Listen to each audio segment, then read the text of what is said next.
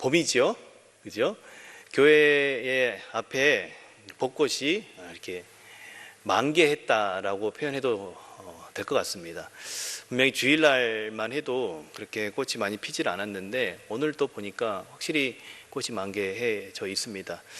이 말씀을 제가 드리는 이유는 여러분, 이 벚꽃이 하루아침에 떨어지진 않습니다. 주일날 오셔서 같이 대면 예배 드리시고 벚꽃 구경을 했으면 좋을 것 같습니다. 그렇게 해 주실 거죠? 네, 각 가정에서 대답하신 줄 믿습니다.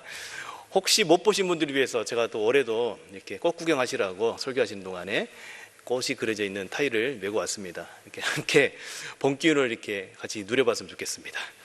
좌우 앞뒤의 옆에 분과 함께 눈을 꼭 마주치시면서 사랑하고 축복합니다. 우리 인사 한번 하겠습니다. 사랑하고 축복합니다. 네, 눈을 꼭 마주치십시오. 네, 감사합니다. 여러분, 우리의 모든 삶은요, 흔적을 남깁니다. 아무런 흔적을 남기지 않고 사라지는 인생은 없습니다.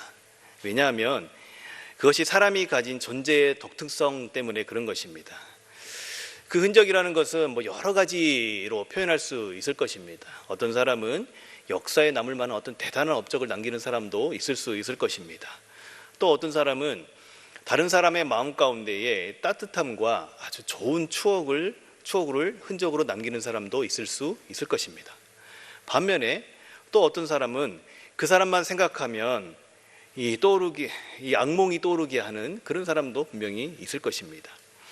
우리가 한 모습으로 정의하기는 힘들지만 여러 형태로 우리는 어떤 타인의 마음 가운데에 우리 자신의 인생의 삶의 흔적을 남기게 되는 것입니다. 그 사람이 세상에 어떤 지위를 지녔는지에 따라서 미치는 영향력들과 파급력들은 다 다를 수 있습니다. 그러나 그 어떤 사람도 다르지 않다라는 것입니다. 어떻게요? 누군가의 마음 가운데 반드시 우리의 살아가는 삶의 흔적을 남긴다라는 것입니다. 어떤 조사에 보니까요, 어떤 사람이라도 사회적 지위와 나이와 그 사람의 그 신분과 모든 것을 망라해서 어떤 사람이라도 8명에서 15명의 사람에게 직접적인 영향력을 주고받으면서 살아간다라는 것입니다. 누구라도 최소 8명에서 15명의 사람에게 우리의 삶이 영향을 끼친다라는 것이죠.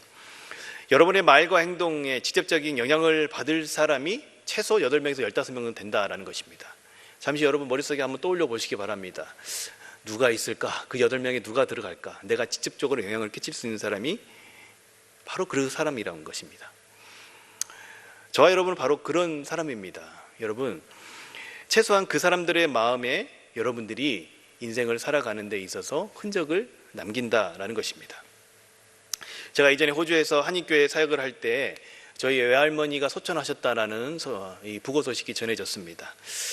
제가 이제 상황이 되지 않아서 마지막 그 할머니의 장례식을 참여할 수는 없었지만 제가 이 참 많은 그 할머니의 사랑을 그 외할머니를 통해서 받았습니다.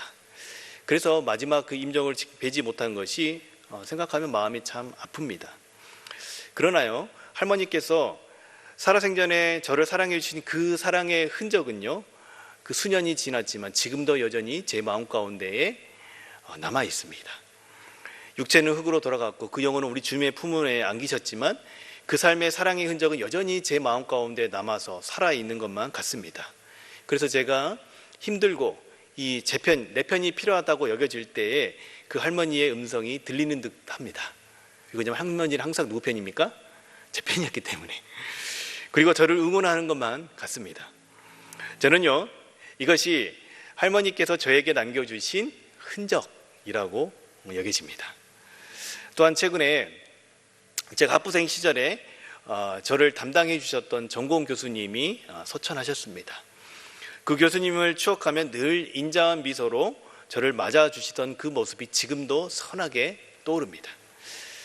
제가 저희 교구에 보내드린 글에서 고백했지만 그 당시, 그 20살 당시에 서성민인 저에게 우리 선배들이 지어줬던 별명이 있습니다. 여러분 무엇일지 상상이 되십니까?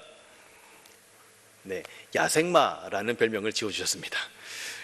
지금 머리를 제가 이렇게 단정하게 자르고 있지만 그때는 머리도 약간 길었고요. 열정이 넘치는 이렇게 패기 있는 그런 열혈 청년이었기 때문에 선배들이 저의 그런 모습을 보고 너는 야생마가 좀 어울리는 것 같아, 그렇게 별명을 지어 주었습니다. 그러나 그것은요 저의 미성숙함의 또 다른 모습이었다라고 보여집니다. 다들 여러분 그런 경험 있으시겠죠? 미성숙한 열심이 여러 사람을 얼마나 피곤하게 하는지 여러분 다 경험 한번 해보시죠. 그 사람이 열심을 내면 낼수록 어느 누군가는 피곤해지는 거예요. 그럼 제가 그런 사람이었던 것 같습니다, 돌이켜보니까. 그런데요, 그렇게 미성숙한 제가 그 교수님을 뵈러 가면요, 항상 그 교수님 앞에 서 있는 저는요 어땠냐면요, 꽤 괜찮은 사람이 되어 있는 거예요. 이게 무슨 말이냐면요, 저의 현재, 그 당시 때 현재의 제 모습을 보고 저를 판단하고 저에게 평가를 하는 것이 아니라 늘 제 안에 담겨 있는 좋은 것들을, 그 가치들을 보고 그렇게 저를 판단하시고 또 그렇게 저에게 말씀해 주셨기 때문에 그렇습니다. 그런 사람들을 만나면 여러분 어떤 생각이 드십니까? 그 자리가 불편할까요? 아니요, 그렇지 않습니다. 그분과 함께 있으면 제 마음 가운데에 제가 좀 더 괜찮은 사람이 되어 있는 것 같고 저의 자존감이 세워지는 것 같은 생각이 들어서 그 시간을 더 오래 함께 머물고 싶어집니다. 그래서 시간만 나면 찾아뵙고 함께 교제하곤 했었던 그런 기억이 납니다. 얼마 전에 이 동문회에서 소천하셨다는 소식을 전해주었을 때 그 마음이 너무나 아파왔어요. 그래서 그 교수님을 추모할 수 있는, 글을 올릴 수 있는 어떤 사이트가 있어서 거기를 들어가 봤더니 저와 같은 수많은 이 동문들이 그 교수님을 추억하면서 그곳에 그 교수님이 살아 생전에 그들 마음 가운데 남겼던 흔적들을 그곳에 남겨놓은 것들을 제가 읽어볼 수가 있었습니다. 자, 오늘 본문에 다비다의 죽음을 앞에 속옷과 겉옷을 내보이며 추억하고 있던 여러 과부들의 모습이 저는 그것을 보면서 떠올랐습니다. 저는 당시 저한테만 그 교수님이 그렇게 특별하게 대해주신 줄 알았는데 사실 그건 저의 착각이었고요, 모든 이들을 그렇게 특별하게 그 사람에 있는 아주 본연의 좋은 가치들을 발견하고 그를 끄집어내주시는 분이 바로 그분이었던 것입니다. 비록 이 땅에 계시지 않지만 우리 주님이 다시 오시어 이 만물이 회복되어졌을 때에 우리 육체들이 다 부활하고 주님 앞에 설 때에 꼭 다시 한번 뵙고 싶은 분 중에 한 분입니다. 여러분, 이렇듯 우리는요 타인에게 우리의 삶으로 그들의 마음 가운데 흔적을 남기게 됩니다. 그렇게 흔적을 남기는 데 있어서 여러 가지 요소들이 있겠지만 가장 많은 비중을 차지하는 것이 우리의 말과 우리의 행동과 그 사람 앞에 서 있는 우리의 태도가 아닐까 싶습니다. 우리의 말과 우리의 행동을 수반하는 태도를 통해서 그 사람들의 마음속에 흔적이 남겨지는 것이죠. 그러면 여기서 제가 질문 하나 드려보도록 하겠습니다. 저와 여러분은 누군가의 마음속에 어떤 흔적을 남기고 싶습니까? 다시요, 이거를 다르게 표현하자면 이렇게 표현할 수 있을 것입니다. 저와 여러분을 누군가가 추억하고 기억할 때, 제가 저희 외할머니와 그 교수님을 추억하고 기억할 때처럼 저와 여러분을 누군가가 추억하고 기억할 때 여러분은 어떻게 기억되고 추억되고 싶습니까? 사랑하는 여러분, 저와 여러분은 지금 저와 여러분이 관계를 맺고 있는 아까 말씀드렸던 8명에서 15명의 사람에게 제가 직접적으로 우리가 영향력을 끼칠 수 있는 그 대상들에게 무엇을 남기고 살아가고 있을까요?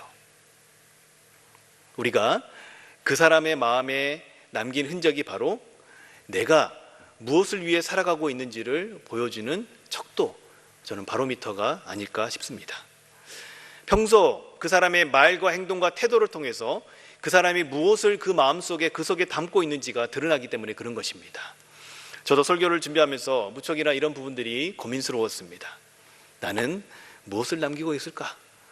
저의 말과 행동, 또 사람들을 대하는 태도를 통하여서 상대에게 무엇을 전하고 무엇을 남기고 있을까? 이 부분에 대해서 무척이나 고민이 되었습니다. 그런데 여러분, 이 질문이 왜 중요한 질문일까요? 왜 이것이 우리가 곱씹으면서 질문을 해봐야 하는 것일까요? 왜냐하면 우리는요, 저와 여러분은 그리스도를 전하는 삶을 살아가야 하는 존재이기 때문에 그런 것입니다.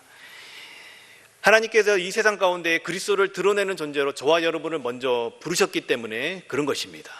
세상이 주를 보게 되는 통로가 하나님께서 저와 여러분을 먼저 부르신 이유이기 때문에 그런 것이죠. 그렇기 때문에 우리가 우리 안에 무엇을 담고 있느냐에 따라서 우리의 말과 행동과 태도가 달라지기 때문에 우리가 정말 이런 것들을 질문하면서 우리 자신을 돌아봐야 할 것입니다. 여러분, 이것이 중요한 이유가 또 있는데요. 우리의 모습을 통하여서 예수님을 모르는 한 사람이 우리가 애타게 찾던, 주님의 애타게 찾던 한 영혼이 그리스도를 알아가기 때문입니다. 자, 이런 표현, 생초짜배기 이런 말 쓰잖아요. 자, 아직 예수님도 성경도 모르는 사람이 있다고 해보겠습니다. 그들이 가장 먼저 접하는 대상은, 그들이 가장 먼저 예수님에 대해서 갖게 되는 이미지는 누구를 통해서 갖게 되냐면요, 저와 여러분처럼 먼저 예수님을 믿는 사람들을 통해서 갖게 된다는 것입니다. 저와 여러분의 삶을 통해서 예수님이 이 땅에서 살아계신 그 증거들을 그들이 보게 된다는 것입니다. 그렇기 때문에 우리가 평범하게 보내는 우리의 일상 가운데서 만나는 사람, 그 일상 가운데서 하는 말과 행동, 그 가운데서 만나는 사람들을 향한 우리의 태도, 그것이 어떻게 해요? 우리가 그리스도를 드러내는 수단이라는 것을 우리는 잊어서는 아니 될 것입니다. 그렇기 때문에 우리가 누군가의 마음에 어떤 흔적을 남기고 살아가는지는 무척이나 중요한 질문입니다. 우리가 이 사실을 기억하고 오늘 성경 말씀의 본문으로 들어가 보도록 하겠습니다. 자, 오늘 성경 본문에는요, 어떤 한 인물이 나타나죠. 물론 여러 명이 등장하는데 다비다라고 하는 도르가가 나타나 있습니다. 소개되어 있습니다. 성경은요, 그녀를 욥바에 살고 있는 여제자라는 표현을 쓰고 있습니다. 36절에 나타난 이 여제자라는 표현은요, 이 신약 성경에서 단 한 번 이곳에만 나타나는데요, 이것은요, 그가 그리스도인이었다라는 또 다른 표현입니다. 이 욥바에서 예수 믿는 여인인 다비다라가 있었다라는 것을 말씀해주고 있는 것이죠. 그런데 성경은 그녀가 사람들 마음 가운데에 어떤 흔적을 남겼는지를 잘 말씀해 줍니다. 선행과 구제하는 일이 심히 많았던 그리스도인으로서 사람들에게 기억되는 여인이 누구라고요? 오늘 나와 있는 다비다, 도르가라는 여인인 것입니다. 이것이 36절에 소개되어 있습니다. 여러분, 다시 한번 정리를 해보겠습니다. 다비다는요, 그리스도인으로서 선행과 구제가 심히 많은 삶을 통하여서 사람들에게 그들 마음 가운데에 그리스도의 흔적을 남긴 사람이라는 것입니다. 그런 그녀의 삶을 통해서 어떤 열매가 맺게 되어졌는지 성경은 잘 보여주고 있습니다. 그녀의 삶으로 인해서 그녀가 사람들에게 남긴 삶의 흔적을 통해서 42절 말씀을 보면요, 어떻게 되어 있습니까? 온 욥바 사람이 알고 많은 사람이 어떻게 했다고요? 주를 믿더라 라고 기록되어 있습니다. 여러분, 그 안에는 여러 과정들이 있지만 그녀의 삶으로 시작된 이 섬김이 결과적으로 온 욥바 사람들이 그리스도를 알고 많은 사람들이 주를 믿는 결과까지 가져왔다라고 성경은 전해주고 있다는 것입니다. 저는 오늘 이 다비다의 삶을 우리 함께 들여다보길 원합니다. 왜 그러냐면 우리도 이 땅을 살아가는 한 사람의 그리스도인으로서 다비다와 같은 삶의 결과를 얻기를 바라기 때문에 그런 것입니다. 여러분, 우리의 삶을 통하여서 우리 주변에 많은 예수 믿지 않는 사람들이 예수님을 알고 주님께 돌아와서 함께 신앙생활 한다는 것, 그 너무나 기쁜 일이지 않습니까? 그렇죠? 그렇기 때문에 특별히 또한 셀교회 초청 시간을 우리가 맞이하고 있는 이 시점에 이 다비다의 삶의 비결이 궁금해집니다. 그래서 그녀의 삶을 통해서 그리스도인으로서 이 시대를 살아가는 저와 여러분이 지혜를 얻고 저와 여러분의 삶을 통하여서 많은 사람들이 그리스도께 돌아오는 결과가 주어지기를 축복합니다. 자, 오늘 성경에서 다비다의 이야기를 통해서 예수님을 모르는 한 사람이 어떻게 예수님을 믿게 되는 그 과정을 이 본문 말씀이 잘 보여주고 있습니다. 직접적으로 그 말들이 표현되어지지 않았지만 이 말씀을 잘 들여다보면요, 그 과정들이 소개가 되어져 있다는 것입니다. 자, 보세요. 여러분, 39절과 41절에 이 보이니라는 표현이 나옵니다. 보이십니까? 네, 보이니가 보여야 됩니다.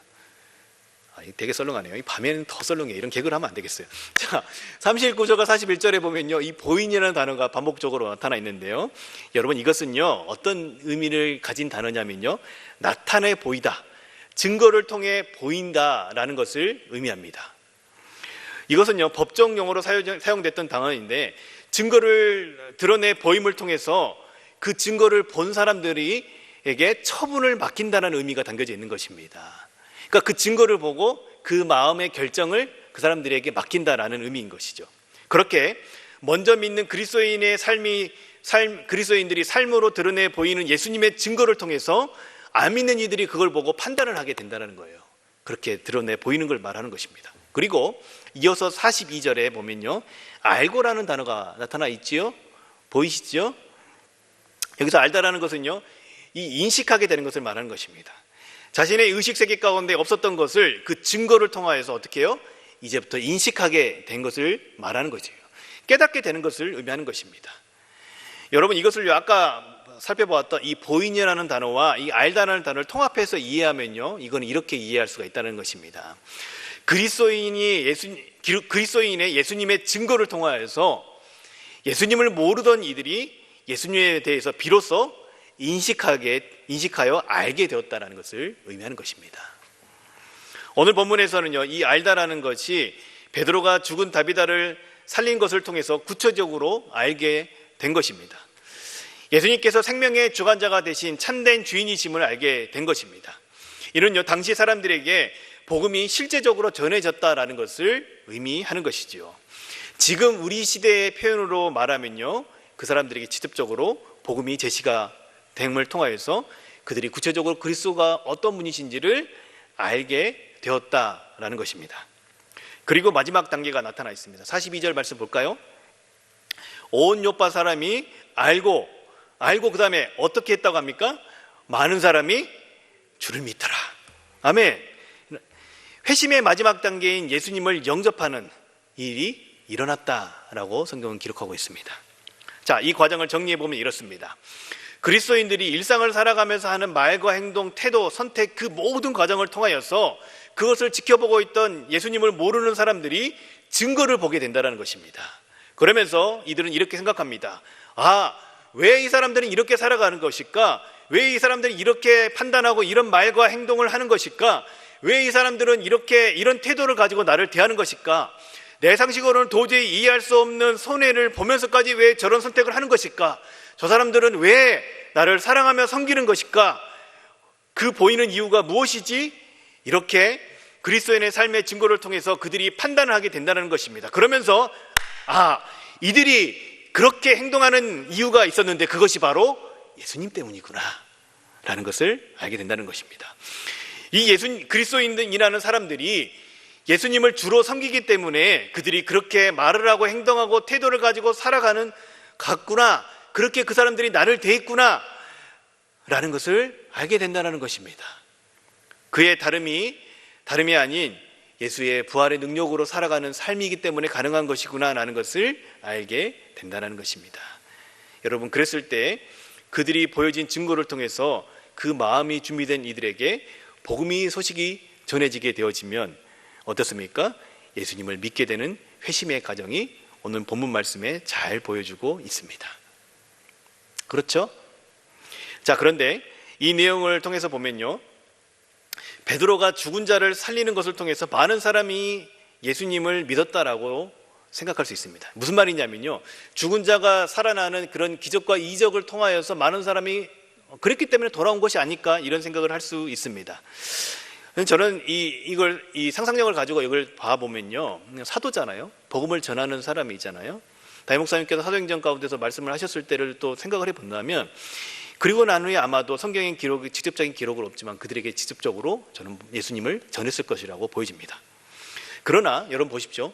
이 도루가의 삶이 욥바에서 미리 없었다고 한다면 비록 죽은 자가 살아나더라도 그렇게 많은 열매가 없었을 수도 있다는 것입니다. 왜 그러냐면요, 그거를 그렇게 생각해 볼 수 있는 것이 이 요한복음 11장에 있는 죽은 나사로가 살아난 사건을 통해서 확인해 볼 수가 있습니다.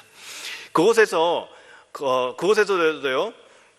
비록 거기서 보면요, 이 요한복음 11장 45절, 46절, 또 53절의 말씀을 보면요, 예수님께서 죽은 나사로를 살리신 이후에 있는 본문인데 제가 읽어드릴게요. 마리아에게 와서 예수께서 하신 일을 본 많은 유대인들이 그를 믿었으나 그 중에 어떤 자는 바리새인들에게 가서 예수께서 하신 일을 알리니라. 53절에 보면요, 이날부터는 그들이 어떻게 했냐면요, 예수를 죽이려고 모이하니라. 여러분, 이것은요 예수님께서 직접 행하신 표적입니다. 그러나 죽은 지 나흘이나 된 나사로가 살아난 사건에 사람들의 각각 다른 반응을 보였다는 것을 알 수가 있는 부분입니다. 심지어 이날부터 어떻게 합니까? 예수님을 죽이려고 모의하기 시작했다라고 성경은 기록하고 있습니다.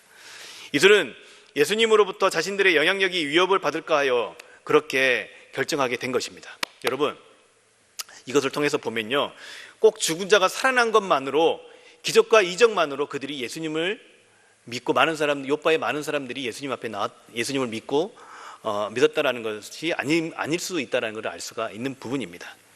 그 온 요바의 모든 가부가 그녀가 살아생전에 자신들을 어떻게 섬겼는지를 보았기 때문입니다.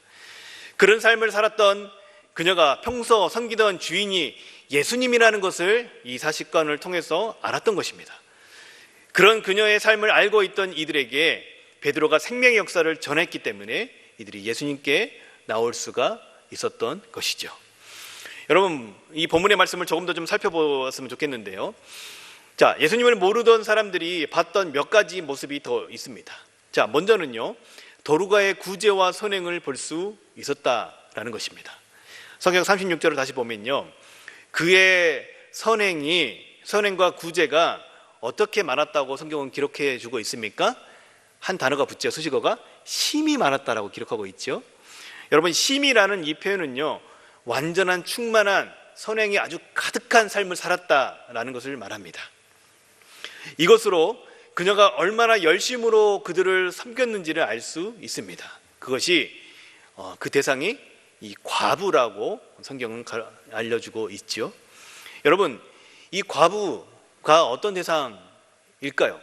당시 시대적 배경으로서 보면요, 자립하여서 삶을 영위할 수 없는 상태에 이르는 이들이 바로 과부라고 해도 과언이 아닙니다. 남성 중심의 경제가 이어졌던 시절이었기 때문에 남편이 없는 여인은요, 바로 궁핍한 가운데 떨어질 수밖에 없는 상황이 바로 그 시대의 상황인 것입니다. 그래서요, 이 과부를요, 성경은요 어떻게 표현하고 있냐면, 고아와 과부를 같은 선상에 놓고 그들에 대한 책임, 공동체적인 책임을 언급하는 부분들이 아주 자주 나타납니다. 그만큼 그들은요, 그 땅 가운데서 소외된 이들인 것이죠. 다비다는 그 땅에 소외된 이들과 함께 했다라는 것을 알 수 있는 것입니다. 그것도 어떻게 합니까? 자신의 있는 소유를 그들을 위해서 쓰고 그들의 아픔에 함께 했다라는 것입니다. 여기서 그거를 잘 알 수 있는 것이 이 겉옷과 속옷이라는 표현이 나타나 있지요. 그들은요, 그걸 통해서 다비다가 실제적인 그들의 필요를 채워줬다라는 것을 알 수가 있는 것입니다. 지금처럼 옷이 흔한 시대를 생각하면 안 됩니다. 당시에 의복이라는 것은요, 여러 벌을 가질 수 있는 사람은 큰 부자가 아니면 가질 수가 없었던 것입니다. 최소한의 필요와 보호를 할 수 있는 겉옷과 속옷을 지닐 수 없는 이들의 그 필요를 누가 채워줬다고요? 다비다, 이 도루가가 채워주었다는 것입니다. 이것은 그들의 아픔을 이 다비다가 함께 짊어졌다는 것을 알 수 있는 것입니다. 자, 그랬던 다비다가 죽음을 맞이했죠. 38절 말씀을 보면요, 그 죽음을 맞이한 사람들이 어떻게 합니까? 베드로가 근처에 있다는 소식을 듣고서 두 사람을 베드로에게 보내서 그 베드로를 데리러 가는 것이죠. 그리고 그들이 다비다를 위해서 베드로에게 간청을 합니다. 또 여러분 39절에 보면요, 이 베드로가 일어난다는 표현이 나타나는데, 그것은요, 그들이 베드로를 이렇게 세웠다라는 표현으로 이게 해석이 될 수 있는 부분입니다. 자, 저는요, 이 부분을 묵상하면서 그 베드로를 데리러 간 사람들이 이 다비다를 향한 그 마음이 전해졌습니다. 자신이 다비다를 통해서 받았던 그 사랑에 보답하고 싶은 마음이 이들을 베드로로 향해 가게 했고, 이미 죽어 있는 사람이지만 어떻습니까? 그 다비다를 위해서 어떻게 해요? 간청을 하게 돼요. 베드로에게 간청을. 그리고 그를 이렇게 세웁니다. 그렇게 베드로가 다비다의 집으로 갔더니 여러분, 그 눈앞에 어떤 광경이 펼쳐집니까? 많은 이들이 다비다가 살아생전에 자신에게 보여주었던 그 삶의 증거를 보여주며 그들 마음 가운데 다비다가 남겼던 그 흔적들을 보이며 이 다비다를 기억하고 있었던 것입니다. 다비다는 비록 그들 곁에 떠났지만 그녀가 살아생전 보여준 그리스도의 사랑이 그들 마음 가운데 여전히 추억되어 흔적으로 남아있는 장면이 보여졌다는 것입니다. 이것을 어떻게 합니까? 그 온 요바에 있는 사람들이 지켜본 것이지요. 이것을 성경의 표현대로 보였다라는 것입니다. 한 사람 다비다의 사랑의 헌신으로 그리스도의 사랑이 드러나 보인 것입니다. 또한 그녀를 향한 주변 사람들, 그녀로부터 사랑을 받았던 주변 사람들의 진실한 반응들을 보게 된 것이죠. 이들의 모습 가운데서 다름을 저는 보았을 것으로 여겨집니다. 세상 그 누구도 남을 위해서 이런 사랑의 행과 헌신을 하지 않습니다. 자신의 필요를 위해 살아가고 그 필요를 위해 대부분의 사람들이 관계를 맺습니다. 그러나 이 다비다라는 다비다라는 여인은 그리스도인이라는 이름으로 그녀의 삶에 전력을 다해서 선행과 구제를 하는 삶을 살았다라는 것을 그 증거를 이 순간 보고 있는 것이죠. 또한 어떻습니까? 어느 누군가가 우리가 필요가 있는데 그 필요를 채우고 나면 어떻습니까? 더 이상 관계를 유지하지 않으려는 것들을 많이 보게 됩니다. 그러나 필요를 채우고 끝나는 세상에서의 관계를 넘어선 진실한 관계, 진실한 공동체를 이들이 보게 된 것입니다. 진실로 그녀의 사랑에 반응하여서 함께 울고 함께 그 짐을 짊어진 이 그리스도인 공동체를 그들이 보게 된 것입니다. 그렇게 그리스도인들의 삶의 태도, 행동을 통하여서 증거된 그리스도를 보게 된 것이죠. 담임 목사님께서 셀교회 이 전도를 말씀하실 때 바로 이런 모습을 저는 말씀하시는 것으로 보여집니다. 우리 개인이 어떻습니까? 각자의 삶의 자리에서 그리스도인으로서 우리가 만나는 사람들에게 선을 베풀고 친구가 되어지고 관계를 맺습니다. 그리고 그 전도가 공동체적으로 이루어지는 모습이 오늘 이 본문에서 아주 잘 보여주고 있다는 것을 알 수가 있습니다. 여러분, 복음 전도는요, 이 종합 예술과 같아서 개인과 공동체와 또 어떻게 해요? 성령의 사역으로 함께 이루어진다는 것을 오늘 본문이 잘 보여주고 있습니다. 그랬던 상황에서 도르가의 죽음과 베드로의 방문과 그 뒤에 이어진 도르가의 소생까지 온 요파 사람들이 알게 된 것입니다. 그러면서 그들의 마음 가운데에 여러분 확신을 가지게 된 것입니다. 십자가에 달리신 예수께서 우리의 주가 그리스도가 되신다는 것을 알게 된 것입니다. 죽으시고 부활하신 그 예수께서 우리의 생명의 주관자가 된 사건을 보게 된 것입니다. 그 사실을 도르가의 삶을 통하여서, 그녀의 공동체를 통하여서, 베드로의 사역을 통하여서 알게 된 것입니다. 그랬던 요파 땅에 많은 사람들이 그리스도께 돌아오는 역사가 일어나는 것이지요. 여러분, 바로 회심의 과정은 이렇게 일어나는 것입니다. 어떻게 일어나냐고요? 먼저 보이고 그걸 통하여서 알게 되고 그 다음에 믿게 되는 과정이 오늘 성경 본문에서 보여주고 있는 회심의 과정입니다. 이를 통해서 우리는 전도의 역사가 어떻게 일어나는지 알 수 있다는 것입니다. 저는요, 이 본문 말씀을 같이 설교를 준비하면서 묵상하면서 참 많은 도전이 되었습니다. 이것이 바로 그리스도인의 삶이다라는 생각을 하게 된 것입니다. 참된 제자의 삶이 바로 이런 것이구나 라는 생각이 된 것입니다. 특별히 셀교의 초청 전도를 그의 전도의 달을 앞두고 있는 상황에서 이 말씀이 묵직하게 저에게 이 카운터 펀치를 안겨 주었습니다. 그리스도인이라는 이름은요, 종교적인 색채가 가득한 교인만을 말하는 것이 아니라는 것이죠. 예수님을 자신의 삶의 주인으로 모시고 세상 가운데서 살아가는 이들이 참된 제자의 삶임을 이 도르가가 보여주고 있습니다. 그리스도 예수께서 우리를 고아와 같이 버려두지 않으시고 우리 가운데 성육신하여 찾아오셔서 우리와 함께 하셨던 것처럼 말이죠. 참된 제자의 삶은요, 그들과 함께 살아가는 것입니다.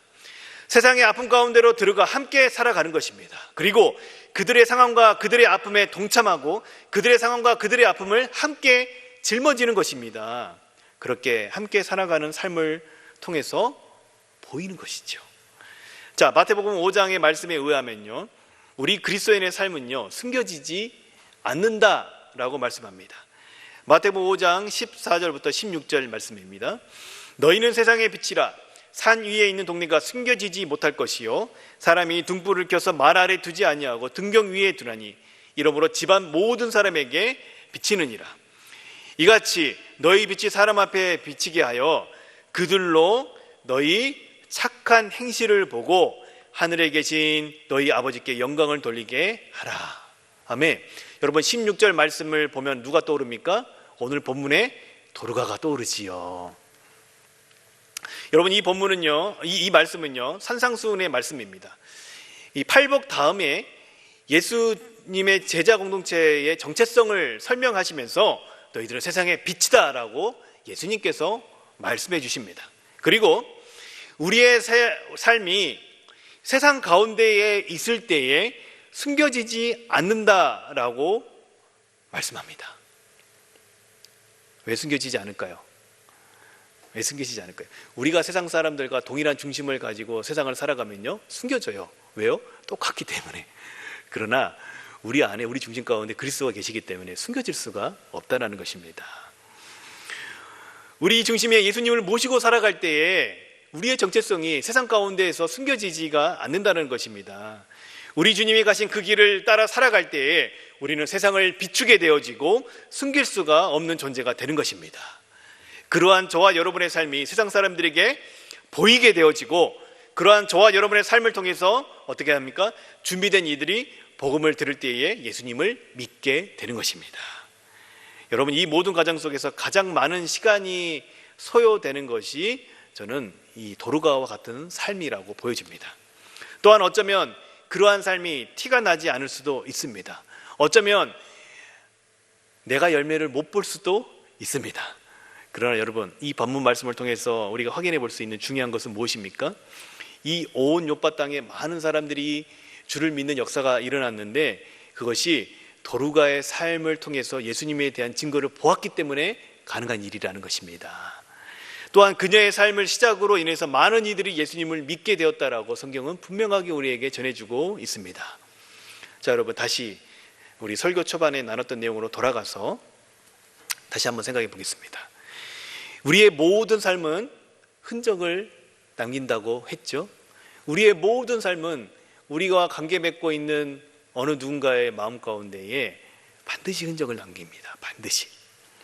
저와 여러분이 직접적으로 영향을 미칠 수 있는 사람이 최소 8명에서 15명의 사람에게 우리가 직접적인 영향을 주고 살아간다고 했잖아요.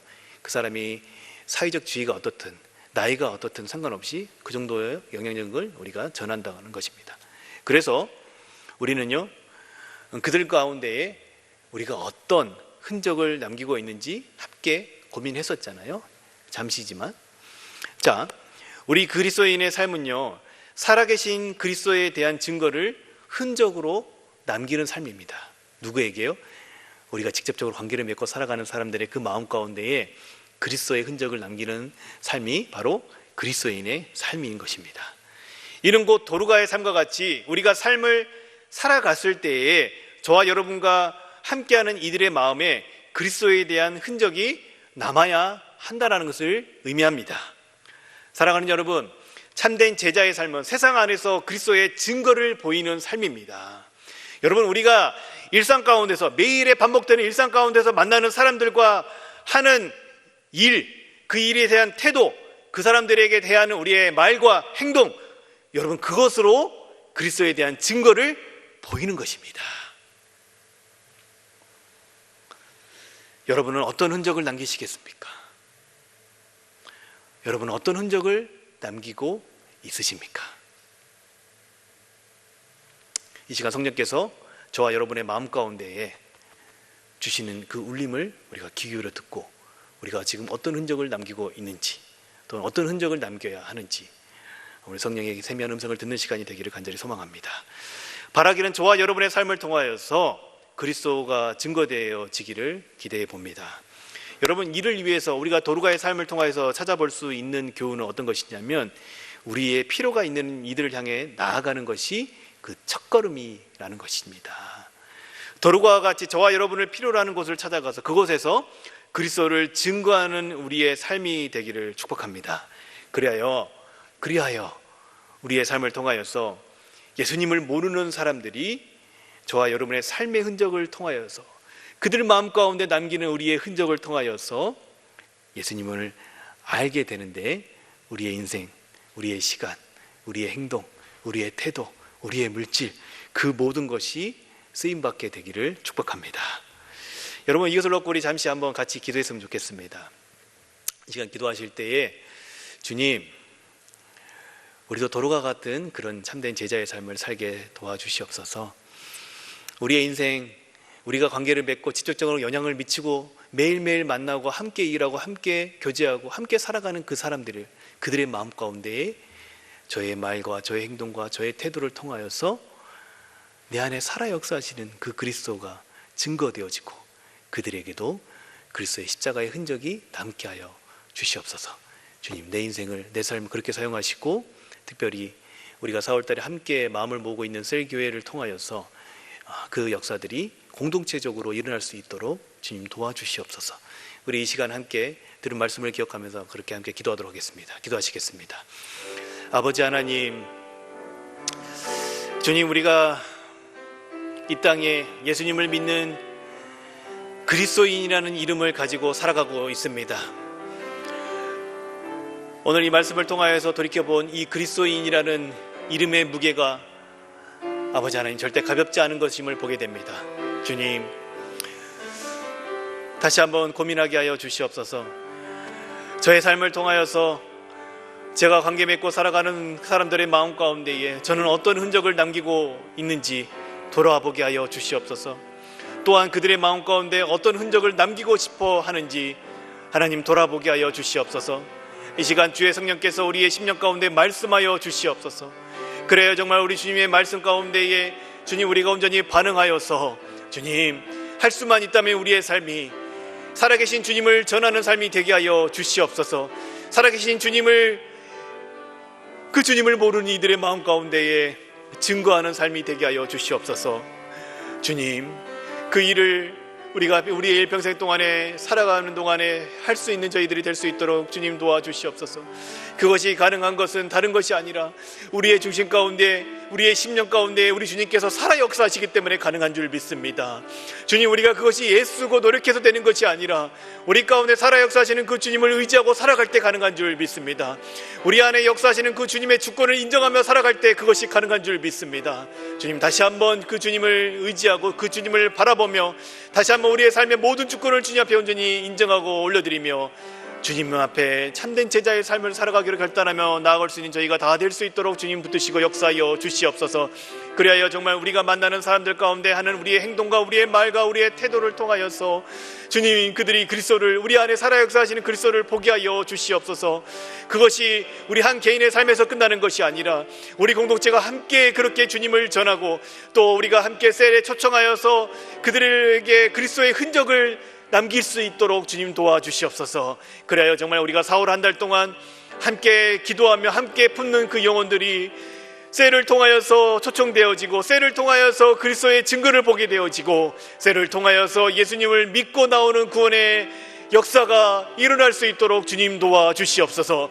그 일에 우리 개인의 삶과 우리의 셀이 사용될 수 있도록 주님 도와주시고 주의 성령께서 우리를 통하여서 이 시대 가운데 지금 이 순간 가운데 어떤 일을 이루기를 원하시는지 우리가 바라보며 또 그렇게 온전히 인정하며 그 걸음을 따라갈 수 있는 저희가 될 수 있도록 주님 우리를 붙드시고 역사하여 주시옵소서.